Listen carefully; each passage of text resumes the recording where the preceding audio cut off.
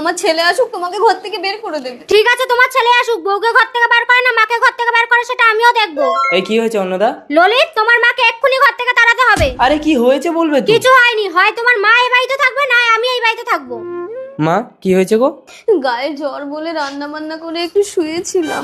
শুয়েছিলে? আর এই কাপড়গুলো কি তোমার বাবা এসে কাচবে? এগুলো তো কালই কাচলাম বৌমা। দেখেছো কিরকম মুখে মুখে তর্ক করছে?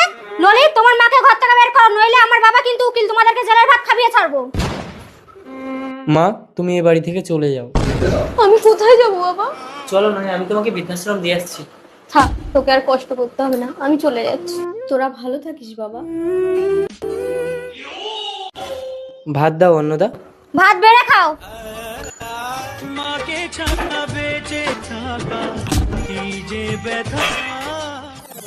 ললিত, আজ আমি তোর পছন্দের মাছের ঝাল করেছি।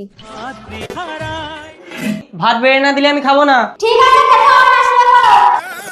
ও মা, আজ রাতে খাবো না। না বাবা, রাতে না খেলে শরীর খারাপ করবে। খেয়ে নে বাবা। দুধ বেড়ে দিলে আমি খাবোই না। মা, মা, মা, তুমি আমার মাকে দেখেছো? না। এখনই? অন্নদা, এ অন্নদা, আমার মাকে আমি খুঁজে পাইনি। তুমি মদ খেয়ে ঘরে ঢুকেছো? বেশ করেছি, তোমার জন্য আমার মাকে আমি বের করে দিয়েছি। তোমারও এই বাড়িতে আর কোনো জায়গা নেই, বেরিয়ে যাও। তুই আমার গায়ে হাত দিয়েছিস, একটা উকিলের মেয়ের গায়ে হাত দিয়েছিস, তোর কি ব্যবস্থা করে দেখ।